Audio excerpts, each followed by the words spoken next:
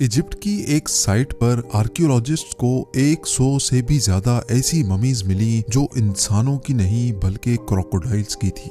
इन crocodile mummies के coffin पर कुछ लिखा हुआ था जिसको पढ़ने और समझने के बाद एक्सपर्ट्स हैरान और परेशान रह गए।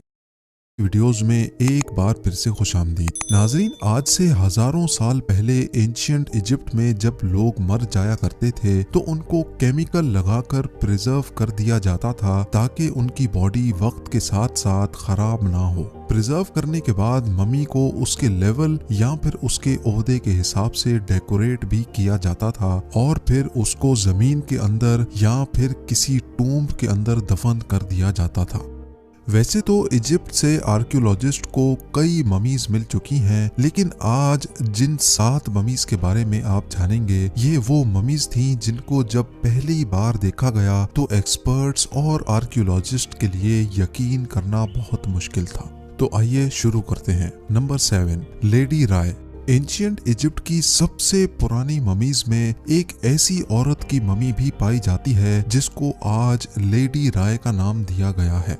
आज से करीब 140 साल पहले इजिप्ट के थीबन टॉम्ब के एरिया से ये ममी मिली थी जिसने आर्कियोलॉजिस्ट को हैरत में डाल दिया था। तहकीक से मालूम पड़ा कि 3550 साल पहले लेडी राय करीब 35 साल की उम्र में मरी थी और बज़ाहिर ऐसा मालूम होता था कि ये किसी एंशियंट क्वीन की नर्स या फिर मेड हुआ करती थी।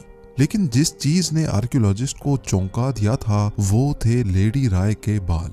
हजारों साल गुजरने के बावजूद भी लेडी राय के बाल अभी तक अच्छी तरह प्रिजर्व थे। हत्ता कि इसके बालों के चंद हिस्से तो ऐसे भी थे जिनको देखकर ऐसा लगता था कि ये सिर्फ चंद महीनों पहले ही निकले हों। उस कदीम दौर में जिस हेयर स्टाइल के साथ लेडी राय को प्रिजर्व किया गया था वो हेयर स्टाइल भी आज तक ऐसे ही सजा हुआ है। Number 6, Ramesses the second.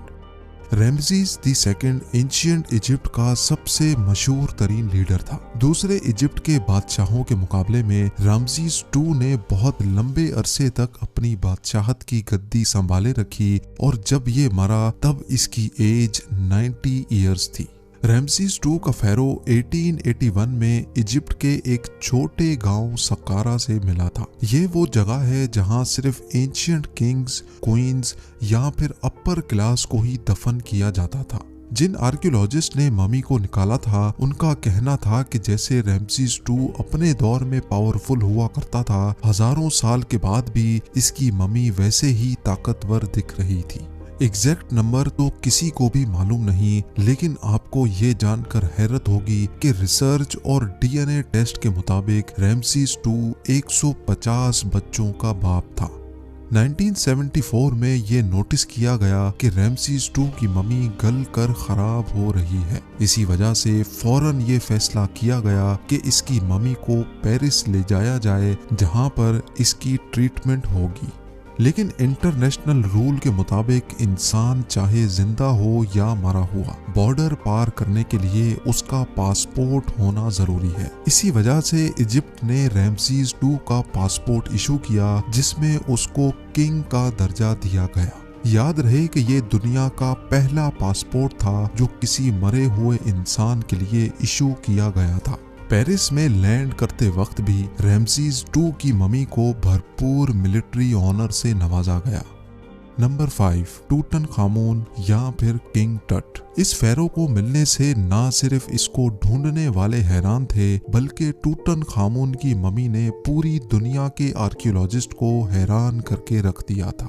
टूटनखामुन की ममी जिस कमरे में बंद थी वो जमीन के 20 फुट नीचे से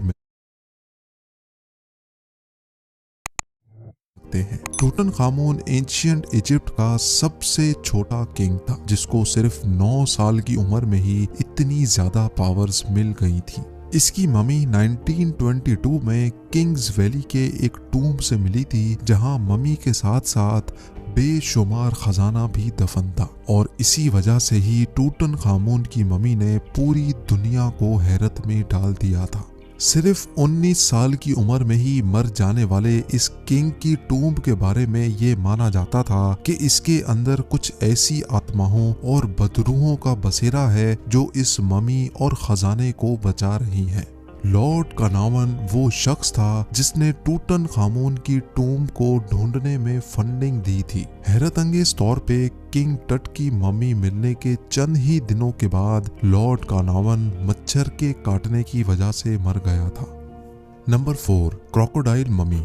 इजिप्ट की एक एंशिएंट सिटी उम्मल बारिजत में आर्कियोलॉजिस्ट की एक टीम काम कर रही थी। उनका टारगेट ममीज या फिर दफन हुआ खजाना ढूंढना था, लेकिन उनकी उम्मीदों पर तब पानी फिर गया जब इस जगह से एक दो नहीं बल्कि 100 से भी ज्यादा ऐसी ममीज मिली जो इंसानों की नहीं बल्कि क्रोकोडाइल्स की थी। हजारों साल पुराने क्रोकोडाइल्स जिनको इंतहाई महारत से प्रिजर्व किया गया था। पहले तो आर्कियोलॉजिस्ट को ये समझ नहीं आ रहा था कि आखिर इंसानों की जगह क्रोकोडाइल्स को प्रिजर्व क्यों किया गया है, लेकिन बाद में इन क्रोकोडाइल्स के कॉफन से कुछ ऐसी चीजें मिली जिन पर कुछ लिखा हुआ था और तब इस मिस्ट्री का गेम ही पलट गया। आर्कियोलॉजिस्ट क्रोकोडाइल से ज्यादा उस लिखाई में इंटरेस्टेड थे जो हर क्रोकोडाइल के कफन पर लिखी हुई थी। आखिर हजारों साल पहले एंशिएंट इजिप्शियंस का इन क्रोकोडाइल से क्या ताल्लुक था और इनको इतनी इज्जत से क्यों प्रिजर्व किया गया था। इन सवालों के जवाब इसी राइटिंग में थे जो क्रोकोडाइल के कफन पर लिखी थी। रिसर्च से ये मालूम पड़ा कि एंशिएंट इजिप्शियंस क्रोकोडाइल को खुदा मानते थे क्योंकि उनके लिए क्रोकोडाइल ताकत का सिंबल हुआ करता था। उस कदीम दौर में एंशिएंट इजिप्शियंस ऐसे पुतले भी बनाते थे जिनका सर क्रोकोडाइल जैसा होता है और नीचे का हिस्सा इंसानों जैसा। Number 3, gazelles mummies. सिर्फ क्रोकोडाइल ही वो जानवर नहीं थे जिनकी ममीज इजिप्ट से मिली थी, बल्कि आर्कियोलॉजिस्ट को कई हिरनों की ममीज भी मिल चुकी है। ये जो हिरनी की ममी आप देख रहे हैं ये आज से तकरीबन 3000 साल पहले मरी थी और ऐसा मालूम होता है कि ये किसी क्वीन की पालतू हिरनी थी।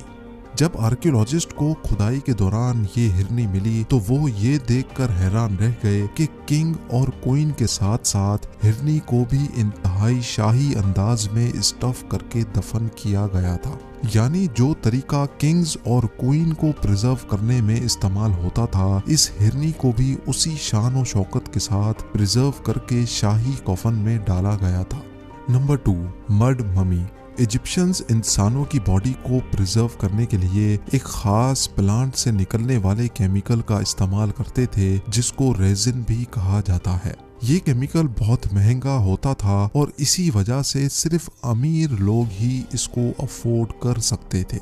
आर्कियोलॉजिस्ट को जितनी भी ममीज मिली थी उन पर रेजिन लगा होता था ताकि बॉडी वक्त के साथ खराब ना हो। लेकिन ऑस्ट्रेलियन आर्कियोलॉजिस्ट तब हैरान रह गए जब उन्होंने एक ऐसी ममी तलाश की जो रेजिन नहीं बल्कि मिट्टी से कवर हो रखी थी। ये ममी एक औरत की थी जो लगभग 25 साल की उम्र में मरी थी, लेकिन इसके कफन पर मिट्टी के अलावा कुछ और भी था जिसने आर्कियोलॉजिस्ट को तशवीश में डाल दिया था।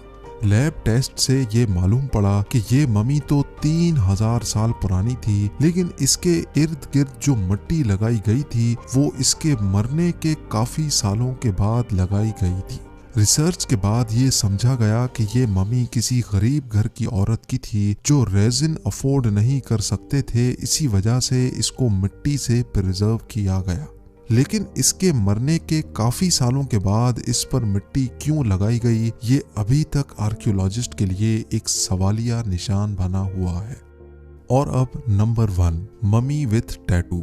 जिस्म पर टैटूज बनवाना आजकल के मॉडर्न दौर में फैशन समझा जाता है, लेकिन कदीम दौर में भी टैटूज की बहुत अहमियत हुआ करती थी। इजिप्ट के डेर एल मदीना के मकाम पर आर्कियोलॉजिस्ट को 7 ऐसी औरतों की ममीज भी मिल चुकी हैं जिनकी बॉडी पर टैटूज देखे गए हैं। एक ममी की बॉडी पर तो 30 से भी ज्यादा टैटूज देखे गए। आर्कियोलॉजिस्ट का कहना है कि आज से पहले उन्होंने कभी भी ममीज पर टैटूज बने नहीं देखे, लेकिन ये देखने के बाद ये कहना गलत नहीं होगा कि एंशिएंट इजिप्ट में भी टैटूज की बहुत इंपॉर्टेंस थी। एंशियंट इजिप्शियंस जो अपनी हर टूम्ब को डेकोरेट करने के मास्टर थे, किंग्स वैली से लेकर गीजा पिरामिड के अंदर हिडन चैम्बर तक हर जगह हमें सिर्फ डेकोरेशन ही नजर आती है।